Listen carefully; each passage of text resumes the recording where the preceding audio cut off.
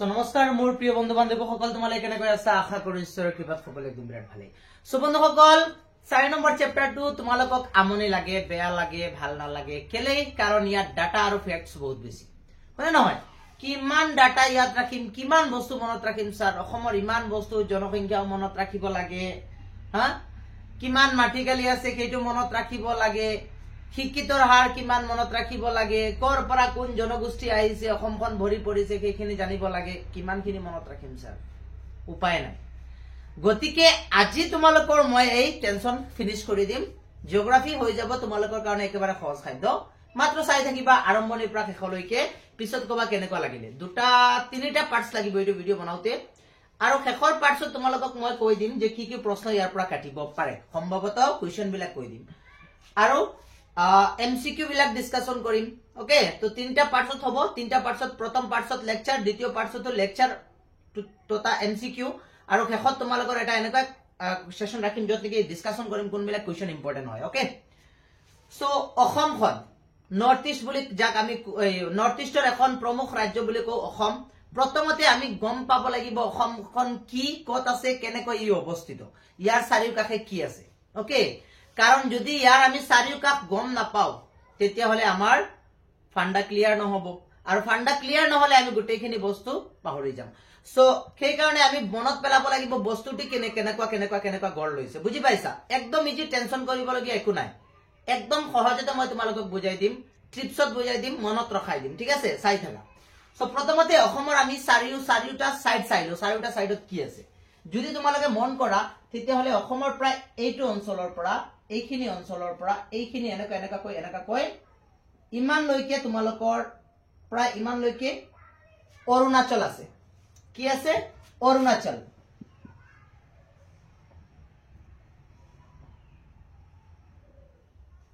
আছে বুজি পাইছা প্ৰায় ইমান লৈকে এনেকুৱা ঘূৰি পিনে এনেকুৱা গৈ আটাইতকৈ ডাঙৰ সীমা নিৰ্ধাৰণ কৰিছে অসমৰ লগত আটাইতকৈ ডাঙৰ সীমা নিৰ্ধাৰণ কৰিছে কোনে অৰুণাচলে মানে ইয়াৰ বাউণ্ডাৰী আটাইতকৈ দীঘল সোয়া ইয়াৰ পৰা আৰম্ভ হৈছে এনেকুৱা ভাৰতৰ অসমৰ লগত সীমা কৰি এনেকুৱা কৰি ইমান লৈকে গতিকে পৰীক্ষাত যদি আহে যে অসমৰ লগত আটাইতকৈ দীঘল সীমা ৰেখা কোনে কোনটো ৰাজ্যই কৰিছে তেতিয়া হ'ব অৰুণাচল প্ৰদেশ বুজি পাইছা হৈ গল ইয়াৰ পিছত সোয়া ইয়াৰ পিছত যেটো তোমালোকৰ বাউণ্ডাৰী ষ্টাৰ্ট হ'ব সেইটো হ'ব নাগালেণ্ডৰ বুজি পাইছা ইয়াৰ পৰা ইমান লৈকে তোমালোকৰ প্ৰায় নাগালেণ্ডে পাইছে এই যেটো বাউণ্ডাৰী হ'ব সেইটো হ'ব নাগালেণ্ড কাৰ নাগালেণ্ড বুজি পাইছা নাগালেণ্ড বস্তুটো প্ৰথমতে কনসেপ্ট ক্লিয়াৰ কৰি দিয়া পিছতে সহজ হ'ব ঠিক আছে নাগালেণ্ড ইয়াৰ পিছত তোমালোকৰ কি আছে মিজোৰাম নাগালেণ্ড মিজোৰাম পিছত কি মিজোৰাম নহয় সৰি মানিপুৰ পিছত হ'ব মিজোৰাম ইয়াৰ পিছত কি তোমালোকৰ এইটো বাউণ্ডাৰী পাইছে কোনে আকৌ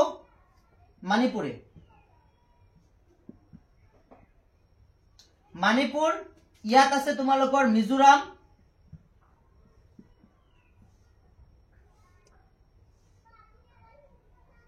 ইয়াত আছে ত্ৰিপুৰা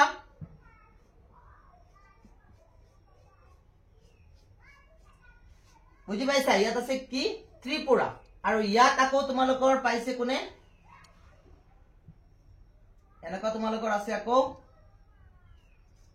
এইটো সাইডৰ যেটো সীমা নিৰ্ধাৰণ কৰিছে সেইটো হৈছে মেঘালয়া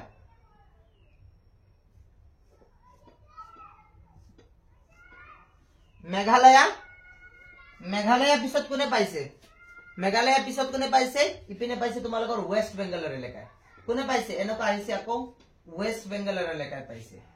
ওয়েস্ট বেংগল বুজি পাইছা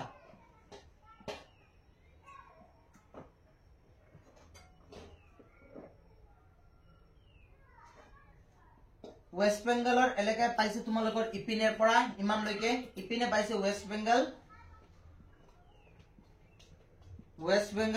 পশ্চিম বংগ ওয়েস্ট বেংগল আৰু এইটো যেটো সীমা সেইটো পাইছে আকৌ এইটো এনেকুৱা যেটো সীমা আছে সেইটো পাইছে বাংলাদেশ বুজি পাইছা কোনে পাইছে বাংলাদেশ এনেকুৱা আকৌ কি আছে তোমালোকৰ বাংলাদেশ আছে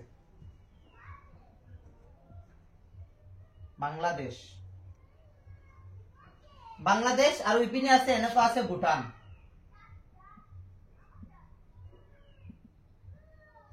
সো প্ৰথমতে এইখিনি জানিব লাগিব চোৱাচোন ইয়াত আমি চাব লাগিব যে কি আছে অৰুণাচল, নাগালেণ্ড, মণিপুৰ, মিজোৰাম, ত্ৰিপুৰা, বাংলাদেশটো আছে, ইয়াৰ পিছত মেঘালয় আছে, ৱেষ্ট বেংগল আছে আৰু ভূটান আছে। ইয়াৰ ভিতৰত তোমালোকৰ কুৱেশ্যন কি ৰাইজ হ'ব পাৰে, ইয়াত সুধিব পাৰে আটাইতকৈ দীঘলীয়া সীমা কোনে কৰিছে, তেতিয়াহ'লে আটাইতকৈ দীঘলীয়া কৰিছে অৰুণাচলে। আটাইতকৈ কম সীমা কোনে কৰিছে, তেতিয়াহ'লে ত্ৰিপুৰা। ত্ৰিপুৰা আটাইতকৈ কম, মনত ৰাখিবা আটাইতকৈ কম সীমা কোনে ভাগ কৰে অসমৰ লগত, তেতিয়াহ'লে হ'ব ত্ৰিপুৰা। আৰু সুধিব পাৰে যে কোন অসমৰ লগত কেইখন বিদেশী ৰাষ্ট্ৰই সীমা নিৰ্ধাৰণ কৰিছে, তেতিয়াহ'লে বিদেশী ৰাষ্ট্ৰ আমি পাইছো দুখন। এটা হৈছে ভূটান, ভূটানে কৰিছে ইয়াৰ পৰা ইয়ালৈকে, আৰু ইপিনে কৰিছে কোনে, ইপিনে কৰিছে কোনে, আমাৰ অসমৰ লগত বাংলাদেশে কৰিছে। তেতিয়াহ'লে দুটা বিদেশী ৰাষ্ট্ৰই কৰিছে, আৰু আমাৰ ৰাজ্য কেইখনে কৰিছে যদি চাও, অৰুণাচল এখন, নাগালেণ্ড দুখন, মণিপুৰ তিনিখন, চাৰিখন, পাঁচখন, ছয়খন, সাতখন, ইয়ানি কি সাতখন ৰাজ্য, সাতখন ৰাজ্য আৰু দুখন দেশ। অসমৰ লগত সীমা নিৰ্ধাৰণ কৰোতে কেইখন তোমালোকে দেশ ৰাজ্য পাইছা, সাতখন ৰাজ্যই কৰিছে সীমা, আৰু দুখন দেশে কৰিছে, বুজি পাইছা, দুখন দেশে কৰিছে সীমা নিৰ্ধাৰণ আমাৰ অসমৰ লগত। বুজি পালানে, এইটো বুজি পাইছা, অসমৰ চাৰিও সাইড ক্লিয়াৰ হৈ গল। অসমৰ চাৰিও সাইড তোমালোকে মনত পেলাই লোৱা, বোলে এইটো সাইডত প্ৰথমতে কোন, অৰুণাচল প্ৰদেশ আটাইতকৈ দীঘলীয়া সীমা, ইয়াৰ পিছত আহিব নাগালেণ্ড, ইয়াৰ পিছত মণিপুৰ, ইয়াৰ পিছত মিজোৰাম, ইয়াৰ পিছত ত্ৰিপুৰা, ইয়াৰ পিছত বাংলাদেশ, ইয়াৰ পিছত ইয়াত আছে মেঘালয়, ইয়াৰ পিছত আছে ৱেষ্ট বেংগল, আৰু ইপিনে আছে ভূটান। সাতখন ৰাজ্য, ৰাজ্যৰ লগত সীমা কৰিছে ভাৰতে। ৰাজ্য ৰাজ্য ৰাজ্য বুলি বুজি পাইছাতো, যিখিনি অসমৰ ভিতৰত থাকে তাক ৰাজ্য বুলি কোৱা হয়, হয়নে নহয়? আৰু দেশ বুলি ক'লে বাহিৰৰ দেশবিলাক, হয়নে নহয়, কাউন্ট্ৰি যাক কওঁ আমি। কাউন্ট্ৰি দুখন কাউন্ট্ৰি কি কৰিছে, সীমা ভাগ বতৰা কৰিছে। সেই কাউন্ট্ৰি দুখন হৈছে, এখন হৈছে ভূটান, এখন হৈছে বাংলাদেশ। সো পৰীক্ষাত ইয়াৰ পৰা আহেই প্ৰায়। আটাইতকৈ দীঘল সীমা কোনে কৰিছে কোৱাচোন? ইয়েছ, অৰুণাচল। আটাইতকৈ সৰু কোনে কৰিছে? ত্ৰিপুৰা। কেইখন ৰাজ্যই সীমা নিৰ্ধাৰণ কৰিছে, কেইখন ৰাজ্যৰ লগত অসমে সীমা নিৰ্ধাৰণ কৰিছে? সাতখন। কেইখন দেশৰ লগত কৰিছে? দুখন। হৈ গল ক্লিয়াৰ ইমানখিনি, বাস, থেংক ইউ, ইমানখিনি ক্লিয়াৰ হৈছে। ভিডিঅ'ৰ শেষত তোমালোকে কৈ যাবা যে ছাৰ গোটেইখিনি মনত থাকি গল, ঠিক আছে? এতিয়া আমি গোটেই অসমখনে চাব লাগে, হয় নে নহয়? বাহিৰৰ খিনি মুচি দিছো বাৰু, বাহিৰৰ খিনি মুচি দিছো, আমাৰ বাহিৰৰ খিনি নেলাগে, যাতে আমি বুজি পাওঁ বস্তুখিনি লিখিব পাৰো ধুনীয়াকৈ, হয় নে নহয়? গতিকে আমি অকল অসমৰ কথাকে পাতিম, ওকে? ডাটা ফেক্টছ বিলাক মনত ৰাখিবলৈ সহজ, যেতিয়া আমি চিত্ৰ আকাৰে বস্তুবিলাক দেখা পাওঁ তেতিয়া আমাৰ মনত থাকি যাব, ওকে? সো এতিয়া আমি চাম যে এই অসমে কিমানখিনি ঠাই আগুৰি আছে, কিমানখিনি মাটি আগুৰি আছে, অসমে কিমানখিনি মাটি আগুৰি আছে সেইটো আমি চাম। যদি তোমালোকে মন কৰা তেতিয়াহ'লে অসমৰ মাটিকালি আছে 78,438 বৰ্গ কিলোমিটাৰ।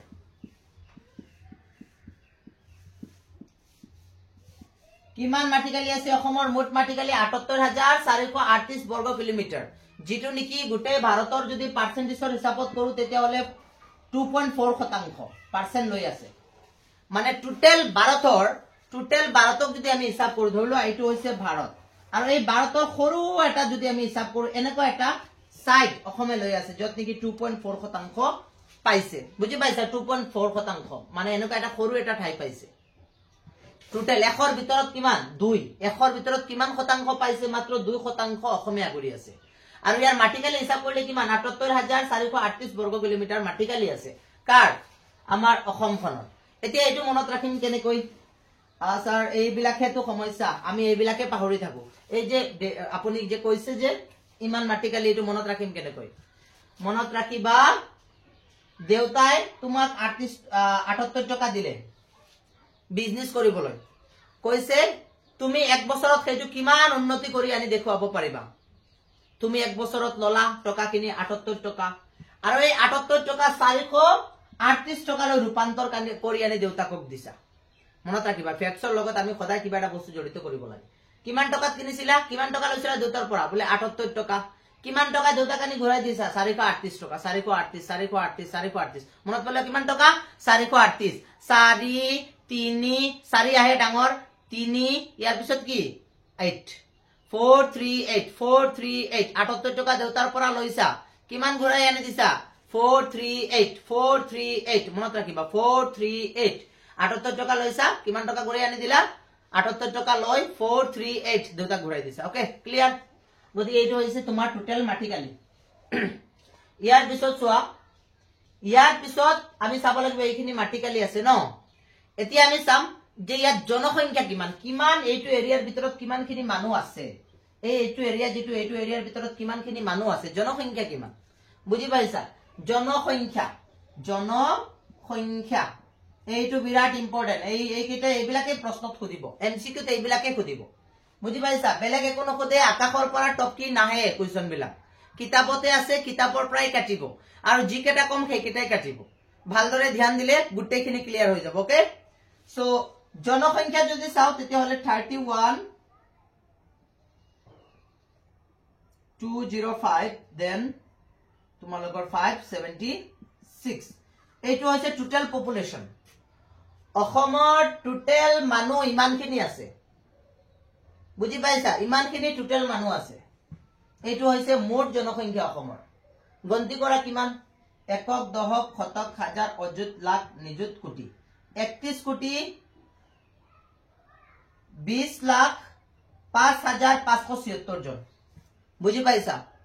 স্যার এইটো তো মাথা আকৌ ঘুৰাই দিলে নহয় কেনেকৈ মনত ৰাখিম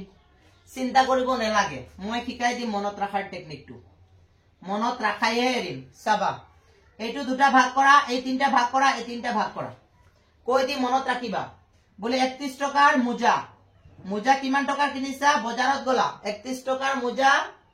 205 টকাৰ জুতা কিনিলা আৰু কাপোৰ কিনিলা ইমান এই তিনিটা একেলগত বহাই দিলে হৈ গল মনত পেলোৱা কি বলে 31 টকাৰ জুতা 31 টকাৰ মোজাটো কম দামী হয় না নহয় 31 টকাৰ মোজা কিনিছা 31 টকাৰ মোজা 205 টকাৰ জুতা আৰু 576 টকাৰ 77 টকাৰ সৰি 576 টকাৰ কি কিনিছা তুমি কাপোৰ কিনিছা টোটাল বজাৰ হৈ গল মানে নহয় ঈদৰ সময়ত অথবা দুৰ্গা পূজাৰ সময়ত গলা মনত পেলোৱা এইটোৱে দুৰ্গা পূজাৰ সময়ত মই কত গলো বজাৰত গলো কিমান টকাৰ কি কিনিলো 31 টকাৰ মোজা কিনিলো 205 টকাৰ জুতা কিনিলো আৰু কি কিনিলো 576 টকাৰ কাপোৰ কিনিলো তিনিটা একেলগত বহাই দিয়া তোমাৰ জনসংখ্যা হৈ যাব পাহৰি থাকিলো স্যাৰ কি ইমান সোনকালে পাহৰে নেকি 31 টকাৰ মোজা 205 টকাৰ জুতা 576 টকাৰ কাপোৰ টোটাল জনসংখ্যা হৈ গল দ্যাটস ইট ওকে এতিয়া আমি চাম আকৌ চাম এইটো জনসংখ্যাৰ ভিতৰত এতিয়া চাব লাগিব আমি পুৰুষ কিমান মহিলা কিমান এইটো মনত ৰাখিব লাগিব পৰীক্ষাত আহে কি কৰিব উপায় নাই এতিয়া হলে মনত পেলোৱা মহিলা প্ৰথমতে শিকিম আমি হয়নে নহয় প্ৰথমতে মহিলাৰ সংখ্যাটো মনত ৰাখিবলৈ চেষ্টা কৰিম মহিলা 15 টকাৰ মহিলা কেই টকাৰ মহিলা মাত্ৰ 15 টকাৰ মহিলা হয়নে নহয়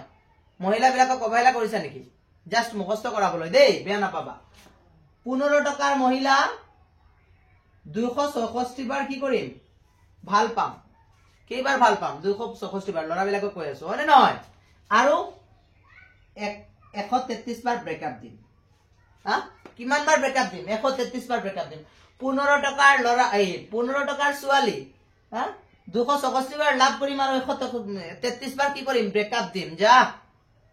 মনত থাকি গল নে এইটো হৈছে টোটাল মহিলা কমা বিলাক আতৰাই দিয়া হৈ গল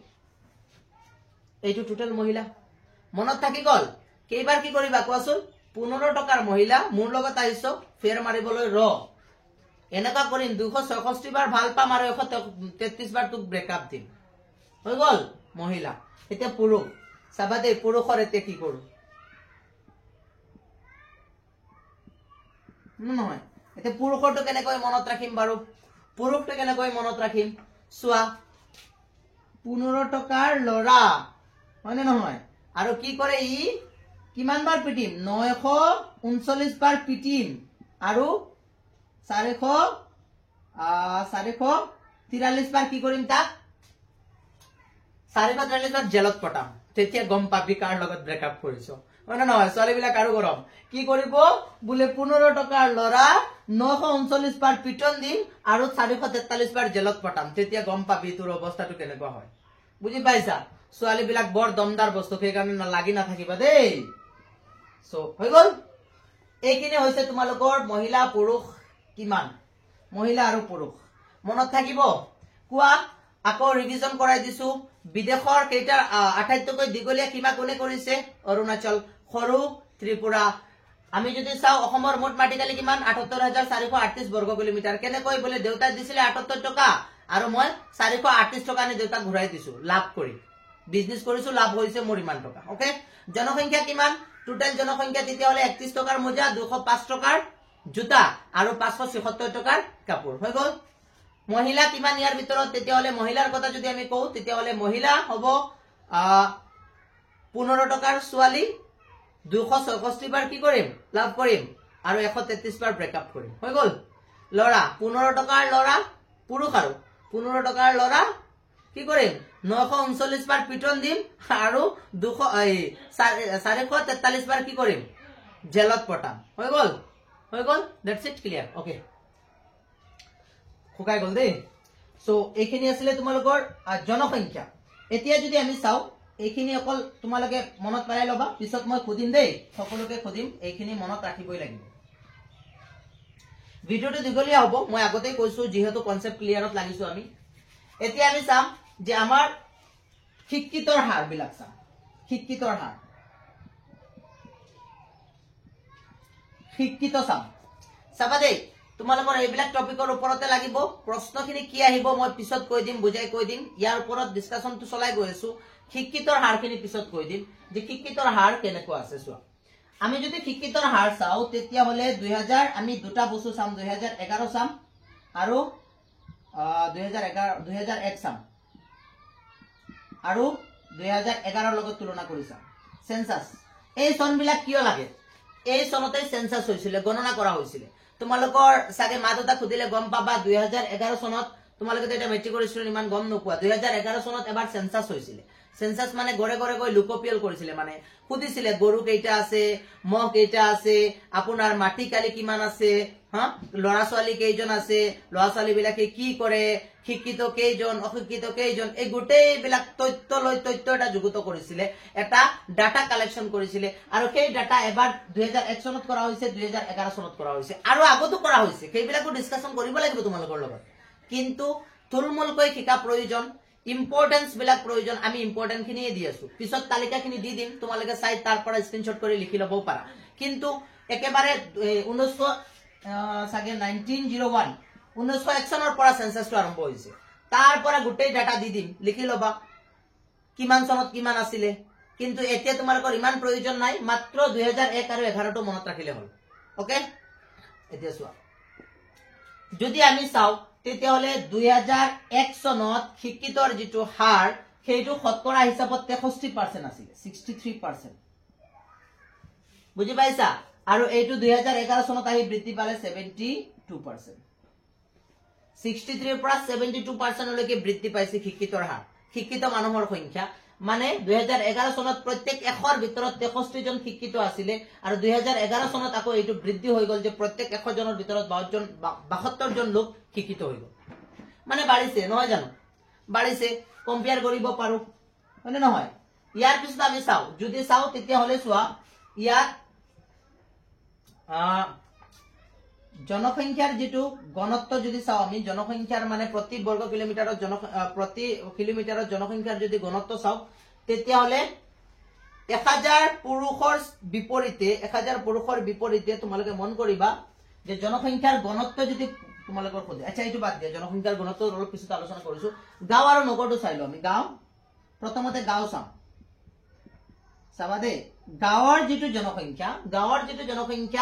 2001 চনত আৰু 2011 চনত দুয়োটা তুলনা কৰিলে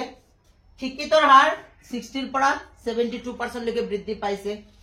2001 চনত গাঁৱত বাস কৰা লোকৰ সংখ্যা আছিল 87% 2011 চনত এইটো হৈ গল হ্ৰাস হল 85% হল বুজি পাইছা নগৰত বাস কৰা যদি লোকৰ সংখ্যা চাও নগৰ তেতিয়া হলে তোমালোকে চাবা 2001 আৰু 2011 মন কৰা 2001 চনত নগৰীয়া লোক আছিল 12% আৰু আকৌ এইটো কি হৈ গল 2011 চনত গৈ 18% লৈকে বৃদ্ধি পাইছে চিন্তা কৰা শিক্ষিতৰ হাৰ 2001 চনত 63% আছিলে, এটো কি হৈছে 72% লৈকে ইনক্ৰিজ হৈছে। গাঁও অঞ্চলত যদি চাও তেতিয়া হলে 2001 চনত 87% আছিলে আৰু 2011 চনত বৃদ্ধি হ্ৰাস হৈছে কিমান 85% লৈকে কমিছে। ঠিক আছে, আকৌ যদি আমি নগৰত চাও তেতিয়া হলে নগৰৰ যেটো সংখ্যা চাম আমি, তেতিয়া হলে নগৰত বাস কৰা লোকৰ সংখ্যা কি হৈছে 12% আছিলে আৰু এটো কি হৈছে বৃদ্ধি পাইছে 2011 চনত 18% লৈকে ই কি হৈছে বৃদ্ধি পাইছে।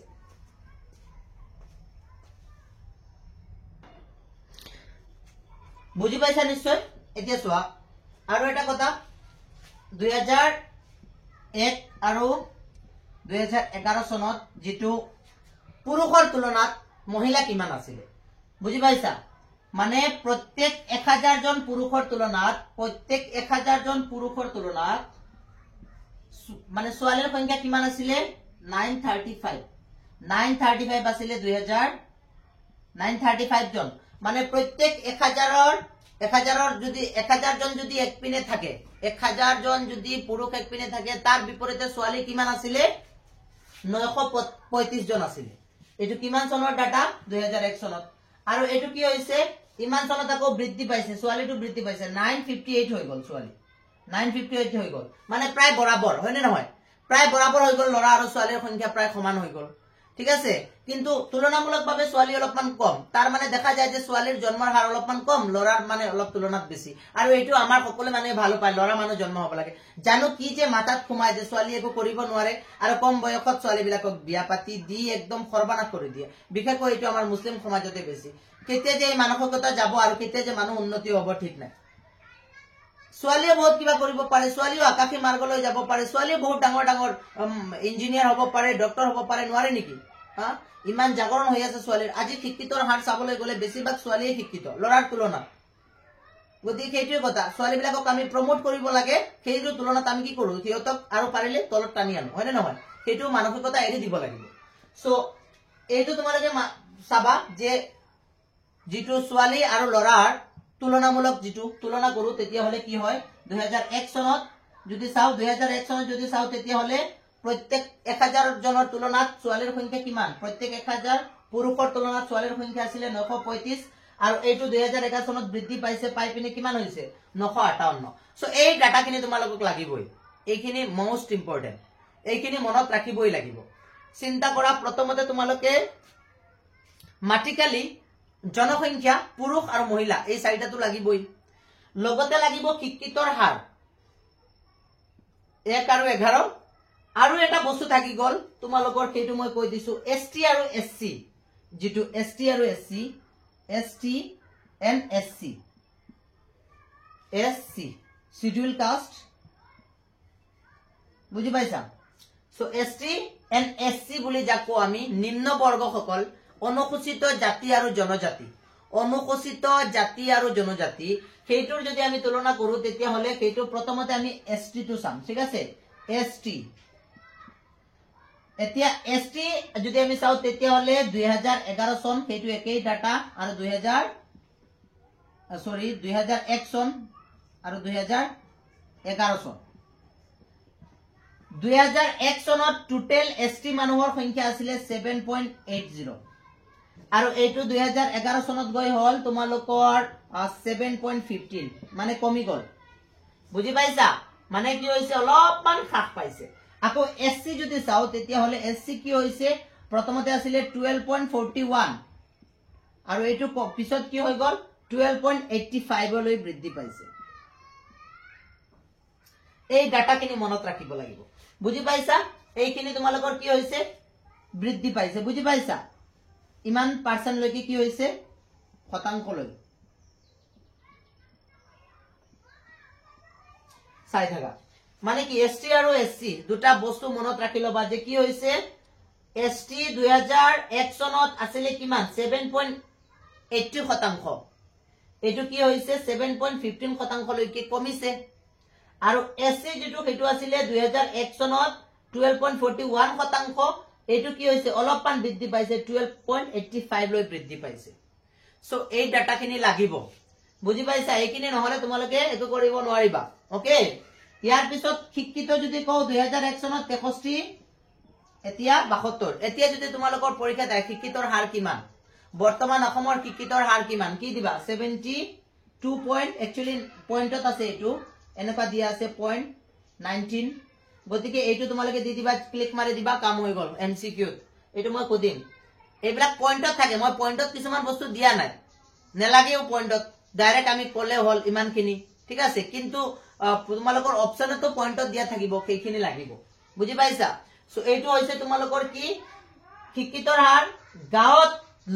গাঁৱত কিমান লোক আছে আমি যদি চাওতে গাঁৱত 87% আছিল 2001 আৰু এতিয়াৰ যদি কও তেতিয়া হলে 85% এতিয়া যেটো খুদিব সেইটোৱে দিবা এতিয়াৰ খুদিলে 85 নহলে ডাইৰেক্ট খুদিব পাৰে বৰ্তমান গাঁৱত বাস কৰা লোকৰ শতাংশ কিমান তেতিয়া হলে 85% লোক গাঁৱত বাস কৰি আছে বুজি পাইছা নগৰ বুলি কোৱাৰ লগে লগে নগৰত 2001 চনত বাস কৰি থকা লোকৰ সংখ্যা 12% কিন্তু 2011 চনত নগৰত বাস কৰা লোকৰ সংখ্যা 18% তাৰ মানে মানুহ তুলনামূলকভাৱে অলপমান ডেভেলপমেন্ট কৰিছে আৰু ইয়াত যদি কয় যে প্ৰত্যেকজন মানে জনসংখ্যাৰ 1000 জন মতা মানুহৰ বিপৰীতে কিমানজন স্ত্ৰী মানুহ পোৱা যায় তেতিয়া হলে এটো হ'ব তোমালোকৰ 935 ওকে সো এইখিনি আছিল তোমালোকৰ এই ডাটাখিনি এইখিনি মনত ৰাখা অত্যন্ত প্ৰয়োজন জনসংখ্যাটো ভালদৰে মনত ৰাখিবা মাটিকালিটো মনত ৰাখিবা মহিলা আৰু পুৰুষ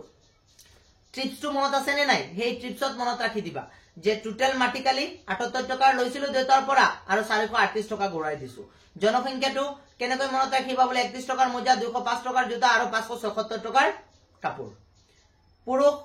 মহিলা বলে 15 টকাৰ ছোৱালী কি কৰিম 264 বাৰ লাভ কৰিম আৰু 133 বাৰ ব্ৰেকআপ দিম হয় না নহয় আকৌ ছোৱালী তেতিয়া ঘূৰাই কি কলে বলে 15 টকাৰ লৰা তোৰ ইমান এটিটিউড 939 বাৰ কি কৰিম পিটত দিম আৰু 443 বাৰ জেলত পঠাম তেতিয়া গম পাবি হৈ গল খালাস হৈ গল এতিয়া আমি চাম বেলেগ এটা বস্তু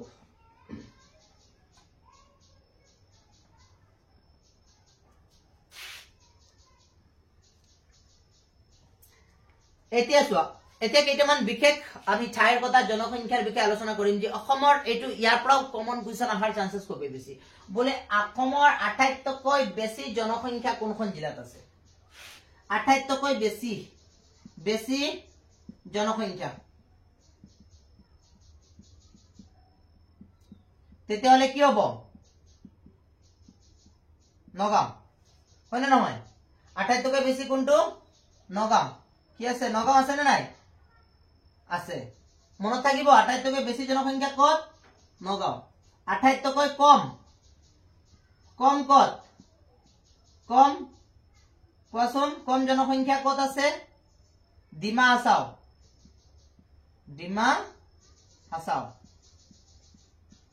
বুজি পাইছা ঘনত্ব বেছি কত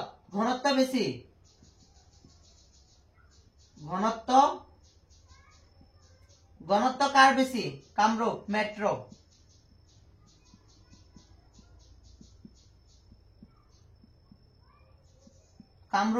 মনত ৰাখিবা আটাইতকৈ ডাঙৰ জিলা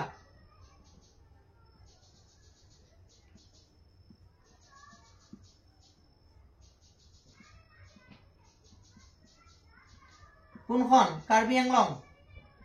মাটিকালিৰ ভিত্তিত আটাইতকৈ ডাঙৰ কাৰ্বি আংলং বুজি পাইছা কাৰ্বি আংলং মাটিকালিৰ ভিত্তিত আটাইতকৈ ডাঙৰ জিলা গতিকে এই ডাটাখিনি মনত ৰাখিবই লাগিব ইয়াৰ পৰা এটা কোৱেশ্চন আহাটো ভাবি লোৱা কমন বুলিয়ে কম মই কাৰণ ইয়াৰ পৰা এটা কোৱেশ্চন আহিবই যে অসমৰ কোনখন জিলাত আটাইতকৈ বেছি জনসংখ্যা আছে তেতিয়া হলে কিটো হ'ব নগাঁও আটাইতকৈ বেছি কত আছে নগাঁওত আছে আৰু যদি কোতে আটাইতকৈ কম তেতিয়া হলে ডিমা হাছাও একেবাৰে কম জনসংখ্যা আছে ওকে ইয়াৰ পিছত ঘনত্ব যদি চাও ঘনত্ব মানে কি বেছি ঘন হয় মানুহ কোনটো জিলাত আটাইতকৈ বেছি ঘন হিচাপত মানুহ পোৱা যায় মানে একেবাৰে মানুহৰ ঘন বিলাক বসতি বিলাক ঘন তেতিয়া হলে কোনটো হ'ব তেতিয়া হলে হ'ব তোমালোকৰ আকৌ ঘনত্ব বুলি কলে কামৰূপ মেট্ৰো আৰু যদি কো আটাইতকৈ সৰু জিলা তেতিয়া হলে আটাইতকৈ সৰু জিলা কোন হৈছে আমাৰ আটাইতকৈ ডাঙৰ জিলা তেতিয়া হলে কাৰ্বি আংলং হ'ব আটাইতকৈ ডাঙৰ জিলা বুজি পাইছা আটাইতকৈ ডাঙৰ জিলা কোনখন তেতিয়া হলে হ'ব আমাৰ কাৰ্বি আংলং বুজি পালা গতিকে সেইখিনি বস্তু এইখিনি বস্তু তোমালোকে ভালদৰে মনত পেলাই ল'বা আৰু এটা থাকি গ'ল তেতিয়া হলে মই আজিৰ এই ভিডিওটো তোমালোকৰ কেইটামান আৰু ইম্পৰ্টেন্ট কথা পাতি এইটো শেষ কৰি দিম চোৱা ইয়াত এটা কথা যে দ্ৰাঘিমা ৰেখা আৰু অক্ষ ৰেখাই কিমান কোনটোক পাইছে লেটিটিউড আৰু লংগিটিউড ঠিক আছে 24 to 28 দ্ৰাঘিমাংশ ডিগ্ৰী দ্ৰাঘিমাংশ বুজি পাইছে এইটো হৈছে কি লেটিটিউড আৰু সাগে 89 to 97 লংগিটিউড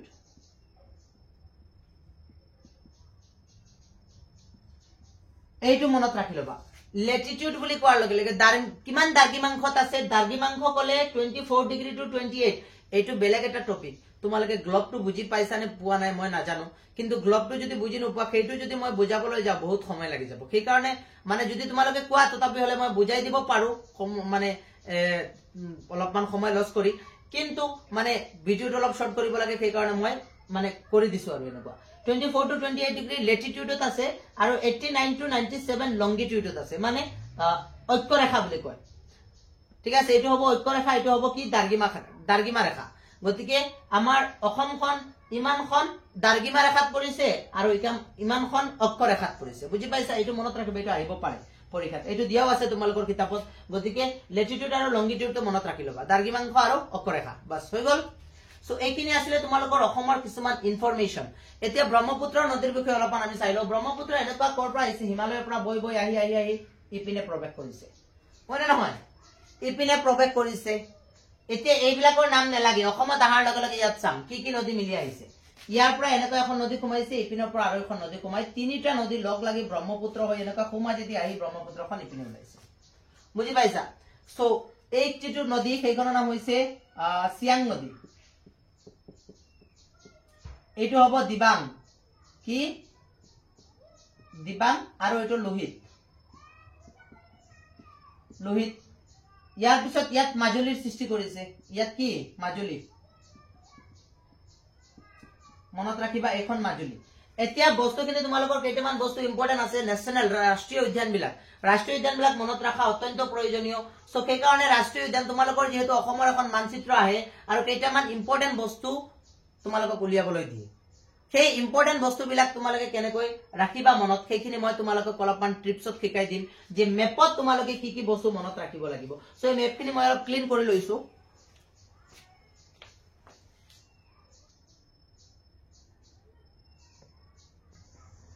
সো এতিয়া ক্লিন হৈ গ'ল মই বস্তুখিনি তোমালোকক দেখুৱাবলৈ ক্লিনটো কৰিছো মই কৈছো নহয় এনেকুৱা ব্ৰহ্মপুত্ৰখন বৈ আহিছে ঠিক আছে এনেকুৱা আহি প্ৰৱেশ কৰিছে এনেকুৱা ইপিনে গৈছে ইয়াত তিনিখন নদী ইপিনৰ পৰা তিনিটা অৰুণাচল প্ৰদেশৰ পৰা ওলাই পিনে ইয়াত মাজুলীৰ সৃষ্টি কৰিছে আকৌ মাজুলীৰ সৃষ্টি কৰি ইপিনে ব্ৰহ্মপুত্ৰ নদীখন আহি কত পৰিছে ইপিনে গৈছে ঠিক আছে সো তোমালোকে মনত ৰাখিবা ইয়াতে আছে মাজুলী ইয়াত কি আছে মাজুলীখন তোমালোকৰ প্ৰয়োজন ঠিক আছে কাৰণ আটাইতকৈ পৰীক্ষাত এইটো সুধিব পাৰে যে নদীৰ মাজত থকা আটাইতকৈ ডাঙৰ দ্বীপ কোনটো তেতিয়া হলে সেইটো হ'ব তোমালোকৰ মাজুলী হ'ব নদীদ্বীপ আটাইতকৈ বিশ্বৰ ভিতৰত আটাইতকৈ ডাঙৰ যদি কোনো নদীদ্বীপ আছে তেতিয়া হলে সেইটো হল মাজুলী আৰু মাজুলী এতিয়া জিলাও হৈ গ'ল চিন্তা কৰাচোন গতিকে অসমৰ কাৰণে এটা সুগৌৰৱ আৰু চোৱা ইয়াত আছে তোমালোকৰ ডিব্ৰু-চৌখোৱা নেশনেল পাৰ্ক বুজি পাইছা ইয়াৰ মাজতে আছে কি ডিব্ৰু-চৌখোৱা নেশনেল পাৰ্ক আৰু ইয়াৰ ওপৰত আছে তোমালোকৰ এইটো যিটো লোহিত নদী এই লোহিত নদীৰ ওপৰত আছে তোমালোকৰ এখন দলং ভূপেন হাজৰিকা ব্ৰিজ হয় না নহয় দলাখদিয়া যাৰ নাম এই দলাখদিয়া ব্ৰিজখন কাৰ ওপৰত আছে এই লোহিত নৈৰ ওপৰত আছে মনত ৰাখিবা লোহিত নৈৰ ওপৰত আছে যদি তোমালোকক বাই চান্স কৈ দিয়ে যে অসমৰ এখন মেপ আঁকা আৰু এই মেপ আঁকি তোমালোকে কি দেখুৱা দলাখদিয়া ব্ৰিজ কাৰণ এইখন বিৰাট ইম্পৰ্টেন্ট ব্ৰিজ সেই কাৰণে দলাখদিয়া ব্ৰিজখন তুমি দেখাব লাগিব কাৰণ এইখন আটাইতকৈ লংগেষ্ট ব্ৰিজ গতিকে দলাখদিয়া ব্ৰিজখন ব্ৰহ্মপুত্ৰৰ ওপৰত কিন্তু নাই এইখন কাৰ ওপৰত আছে লোহিতৰ ওপৰত আছে আৰু লোহিত পাৰ কৰি আহি আমি কি পাম ডিব্ৰু-চৌখোৱা কি পাম নেশনেল পাৰ্ক পাম ৰাষ্ট্ৰীয় উদ্যান হয় না নহয় ৰাষ্ট্ৰীয় উদ্যান আমাৰ ৰাষ্ট্ৰীয় উদ্যান টোটাল কেইখন আমি জানো 7খন কেইখন আছে 7খন ৰাষ্ট্ৰীয় উদ্যান পৰীক্ষাত আহিব পাৰে 7খন ৰাষ্ট্ৰীয় উদ্যান টোটাল ৰাষ্ট্ৰীয় উদ্যান কেইখন 7খন ফাৰ্ষ্টটো হৈছে তোমালোকৰ কাজিৰঙাটো ইয়াতে আছে মনত ৰাখিবা মই লোকেশন বিলাক যত দি আছো সেইবিলাক মনত ৰাখিবা লোকেশন বিলাক যত যত দি আছো সেইবিলাক ভালদৰে চাই লবা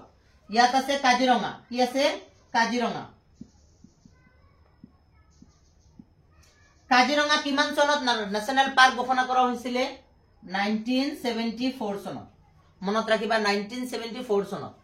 ইয়াতে এখন আছে ৰিসেন্টলি তোমালোকৰ ৰাষ্ট্ৰীয় উদ্যান বুলি ঘোষণা কৰা হৈছে ৰিসেন্টলি বেছি দিন হোৱা নাই হা দিহিং পাটকাই নাম কি দিহিং পাটকাই বুজি পাইছা দিহিং পাটকাই কিমান চনত বুলি ক'লে 2021 চনত ওকে ইপিনে ঘূৰি চাও যদি একেবাৰে কোকৰাঝাৰত এখন আহিছে সেইখনৰ নাম হৈছে কি ৰায়মনা নেশনেল পাৰ্ক কি ৰায়মনা নেশনেল পাৰ্ক এইখনৰ বিষয়ে সুধিব পাৰে ৰায়মনাখন কিমান এইখনো 2021 তে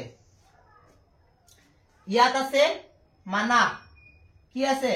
মানা নেশনেল পাৰ্ক মানা পিছত আছে ওৰাং মানা পিছত কি আছে ওৰাং দেই ওৰাং পিছত আছে নামেৰি কি আছে নামেৰি এনেকা তোমালোকে মনত ৰাখিব পাৰা বুজি পাইছা এইখন এই সাতখন হৈছে তোমালোকৰ কি এইখন সাতখন কি এইবিলাক কি আৰু যদি আমি চাও বিশ্বনাথ চাৰিআলিত আৰু এটা বস্তু আছে মুনাবাৰী চাহ বাগিচা এইটো পৰীক্ষাত আহে এখন প্ৰমুখ চাহ বাগিচা আছে ইয়াত এইটো বিশ্বনাথ চাৰিআলিৰ সীমা আৰু ইয়াতে কি পৰিছে মুনাবাৰী চাহ বাগিচা আছে কি মুনাবাৰী চাহ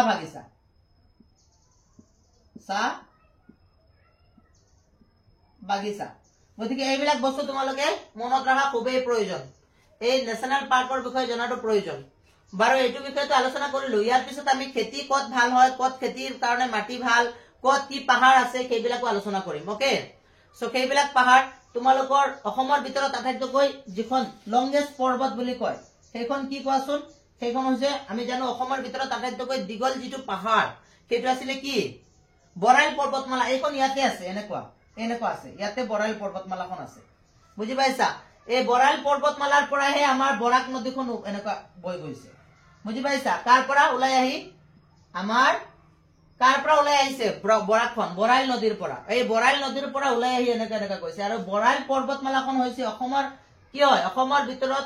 ভিতৰত আটাইতকৈ ডাঙৰ যদি আমি কওঁ তেতিয়াহলে কোনখন পৰ্বত হ'ব বৰাইল পৰ্বত হ'ব কোনখন হ'ব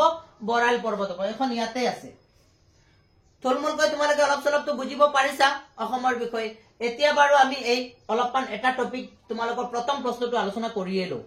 বুজি পাইছা চাবা তোমালোকৰ প্ৰথম প্ৰশ্নটো একদম ইজি লাগিব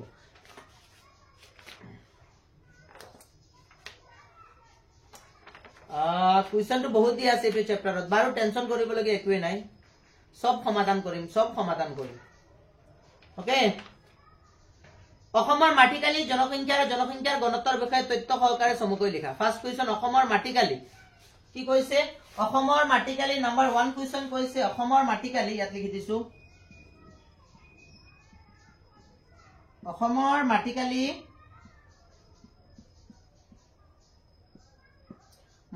জনসংখ্যা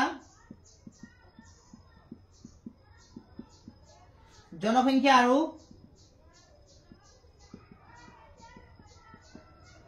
জনসংখ্যাৰ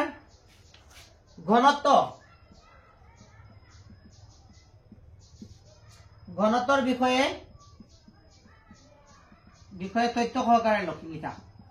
তথ্য সহকাৰে লিখা বহুত ইম্পৰ্টেন্ট কুৱেশ্যন বুজি পাইছা বহুত ইম্পৰ্টেন্ট কুৱেশ্যন অসমৰ শিক্ষিতৰ হাৰ কিদৰে বৃদ্ধি পাইছে চমুকৈ লিখা এইটো তোমালোকৰ নাহে কেইখন প্ৰথম শ্ৰেণীৰ আৰু দ্বিতীয় শ্ৰেণীৰ চহৰ আছে এইটো কুৱেশ্যনটো ইম্পৰ্টেন্ট আছে প্ৰথম শ্ৰেণীৰ চহৰ আৰু দ্বিতীয় শ্ৰেণীৰ চহৰ 7 আৰু 6 বুজি পাইছা 7খন প্ৰথম শ্ৰেণী কেইখন 7খন দ্বিতীয় শ্ৰেণীৰ 6খন মনত ৰাখি লবা প্ৰথম শ্ৰেণীৰ চহৰ কেইখন আছে অসমত 7খন আৰু দ্বিতীয় শ্ৰেণীৰ 6খন হবনে বাস এতিয়া চোৱা 1 নম্বৰ কুৱেশ্যনটো আমি ডিসকাশন কৰিম যে অসমৰ মাটিকালি জনসংখ্যাৰ গণত্বৰ বিষয়ে তথ্য সহকাৰে লিখা এই মাত্ৰ মই শিকাই গৈছো যে অসমৰ যদি আমি মাটিকালি চাও তেতিয়াহলে অসমৰ মাটিকালি আছে 78438 বৰ্গ কিলোমিটাৰ আৰু ইয়াত জনসংখ্যা যদি চাও তেতিয়াহলে এই 31 টকাৰ মোজা 205 টকাৰ জোতা আৰু 577 টকাৰ কাপোৰ হৈ গল এইখিনি কি আছে অসমৰ মুঠ জনসংখ্যা ইয়াত যদি স্ত্ৰীৰ সংখ্যা চাও পুৰুষৰ সংখ্যা চাও ইয়াৰ পিছত শিক্ষিতৰ হাৰ সাৰ সব দি একেবাৰে লিখি দিবা জনসংখ্যাৰ ঘনত্ব আটাইতকৈ বেছি কত কম কত লিখি দিবা কাম হৈ গল এইখিনি মই বুজাই দিলোৱে অলৰেডি এইবিলাকৰ প্ৰায় বনাই লিখিব লাগে কিনো ইয়াত ডাঙৰ কথা কাম হৈয়ে গল বুজি পাইছা মই যি কৈছো সেইটা লিখি আহিবা হৈ যাব ইয়াৰ পিছত এতিয়া ইয়াত এটা ইম্পৰ্টেন্ট কোৱেশ্চন মই দেখা পাইছো যে অসমৰ জনসংখ্যাৰ বৃদ্ধিৰ কাৰণ অসমৰ জনসংখ্যাৰ বৃদ্ধিৰ কাৰণটো আহে অসমৰ জনসংখ্যা যে বৃদ্ধি হৈ আছে তাৰ কাৰণ তোমালোকৰ খুদে পৰীক্ষাত বহুত ইম্পৰ্টেন্ট কিয় জনসংখ্যা বৃদ্ধি পাই আছে যে অসমৰ যে জনসংখ্যা দিনক দিনে বৃদ্ধি পাই আছে কিয় তাৰে এটা হৈছে প্ৰাকৃতিক কাৰণ প্ৰাকৃতিক আৰু আনটো হৈছে কি জনসূত বা প্ৰব্ৰজন বুলি ক'ব পাৰিম আমি প্ৰব্ৰজন কি আছে জনসূত বা প্ৰব্ৰজন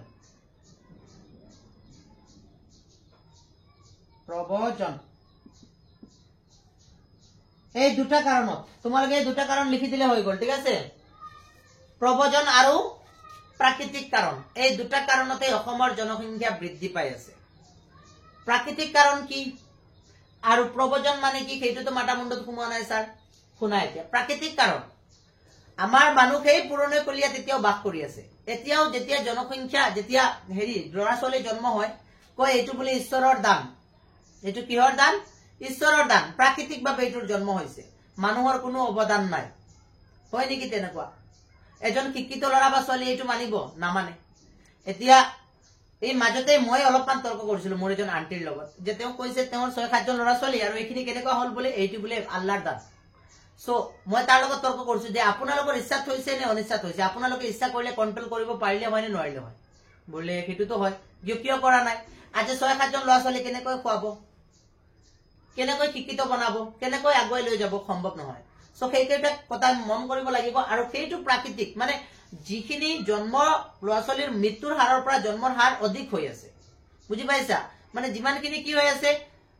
তোমালোকে নিজে চোৱাচোন কিমানখিনি ডেইলি মানুহ মৰি আছে আৰু কিমানখিনি জন্ম হৈ আছে এবাৰ হস্পিটেলত চাবা যদি 10 জন মানুহ মৰে তেতিয়াহলে তাৰ তুলনাত 100 জন আকৌ কি হয় নতুন জন্ম হয় তেতিয়াহলে জনসংখ্যা কমিব নে বাঢ়িব নিশ্চয় গতিকে তাত প্ৰত্যেকজনে কি কৰিব লাগিব শিক্ষা অৰ্হতা বঢ়াব লাগিব আমি চিন্তা কৰিব লাগিব যে জনসংখ্যা আমি কন্ট্ৰোল কেনেকৈ কৰিব পাৰো এজন বা দুজন তাতকৈ বেছি ল'ৰা ছোৱালী জন্ম দিব নেলাগে চৰকাৰৰ এইটোৰ ওপৰত বাধা দি আছে মাজতো কৈছিলে যে একোৱে নিদিব যিবিলাকৰ 3টা সন্তান হ'ব মোৰ হিচাপত সেই আইনটো পাছ কৰাতে ভাল আছিল এটা চাইনা চোৱা তাত পপুলেশন কন্ট্ৰোল কৰিবলৈ কি কৰা হৈছে এজন সন্তান দুটা সন্তান হোৱাৰ লগে লগে চৰকাৰী কোনো ধৰণৰ তেওঁ সাহায্য নাপায়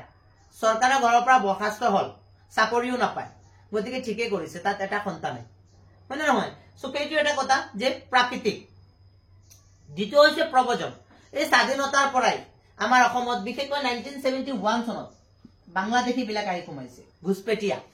হয় নহয় সেই বাংলাদেশী বিলাক সোমাইছে আহি আমাৰ ইয়াত আৰু ইয়াৰ পিছতো আমাৰ অসমখন ইমান দয়নীয় যে জু নাই তাহে আমি কি কৰো সহানুভূতিশীল আমি আহি যা ভাই আমাৰ অসমত খালি ঠাই আছে লৈ ল এনেকুৱা কৰি অসমখন আজি থাকিবলৈ জাগা নাই কেতিয়াবা বাংলাদেশী আহিছে কেতিয়াবা পাকিস্তানী আহিছে কেতিয়াবা ৰাজস্থান গুজৰাট অন্য ৰাজ্যৰ পৰা আহিছে নে নাই কেতিয়াবা ওয়েস্ট বেংগলৰ পৰা আহিছে গতিকে কৰ পৰা মানুহ যে আহিছে ঠিক নাই আৰু সকলোকে অসমে ৰাখি ধৰিছে আৰু অসমৰ বুজা হিচাপে সৃষ্টি কৰিছে আজি বুজা হয় নে নহয় চিন্তা কৰাচোন অসমৰ কাৰণে বুজা হয় আৰু আমিও আমাৰ এই ভাৰত মাতৃৰ কাৰণে আমাৰ অসমৰ কাৰণে ইমান মৰম তথাপিও আমি কি কৰো এইবিলাক মানুহ যিমানে আহে আমি আঁকোৱালি লওঁ কেলে আমাৰ ভূমি কালি খাবলৈ নাথাকিব চিন্তা কৰিব লাগিব এইটো কালি কত আমি ফসল লগাম কালি কত আমি খাম কালি কত যাম আমি এতিয়াও আমাৰ অসমখন এনেও বাৰে বৰণীয়া হৈ আছে গতিকে আমাৰ টেনচন কি যে বেলেগক আমি আঁকোৱালি ল'ব লাগে এই মাজতে কা বুলি চৰকাৰে চিঞৰি আছে মানে নহয় এটা কা পাছটো হলে কি হ'ব চিন্তা কৰাচোন বাংলাদেশৰ পৰা ইমান মানুহ আহিব আমি জায়গা দিম কত আমাৰ থাকিবলৈ জায়গা হোৱা নাই তেওঁলোকক কেনেকৈ জায়গা দিম গতিকে এইবিলাক সমস্যা কৰ পৰা হৈ আছে কিছুমান চৰকাৰীয় ভোট বেংকৰ কাৰণে হৈ আছে আৰু কিছুমান কি আছে বেলেগ কাৰণত হৈ আছে সো এইবিলাক কথা আমি মন কৰিব লাগিব এটা হৈছে প্ৰব্ৰজন বিদেশীসকল জ্বৰ বিদেশৰ পৰা আহি থকা বা বেলেগ ৰাজ্যৰ পৰা যিবিলাক আহিছে, আৰু এটা হৈছে প্ৰাকৃতিক, যিটো মানুহে গমেই নাপায়, যে মানুহে ক'ব বিচাৰে যে প্ৰাকৃতিকভাৱে মানুহৰ জনসংখ্যা বৃদ্ধি পাইছে, আচলতে সেইটোত মানুহৰে দুখ। জন্মৰ তুলনাত কি হৈ আছে, মৃত্যুৰ সংখ্যা কম হৈ আছে, আৰু এনেকুৱা জনসংখ্যা কি হৈ আছে, বৃদ্ধি পাই আছে। একদম নিজৰ ভাষাত লিখি আহিবা বন্ধুসকল, একদম নিজৰ ভাষাত। মই যি কৈছো সেইকেইটা লিখি আহিলেও হ'ব। চাবা পৰীক্ষকে যেতিয়া চাব তোমাৰ পেপাৰখিনি, তেতিয়া তেওঁ নিজে আচৰিত যাব যে ল'ৰাই বুজি পাই লিখিছে, মাইণ্ডত সোমাইছে বস্তুখিনি। বুজি পাইছা? চ' আজি ইমানেই ৰাখিছো, কালিলৈ তোমালোকৰ 3টা টপিকত এইটো ডিছকাশ্যন কৰি শেষ কৰি দিম, ৰাফা দাফা কৰি দিম। ধন্যবাদ।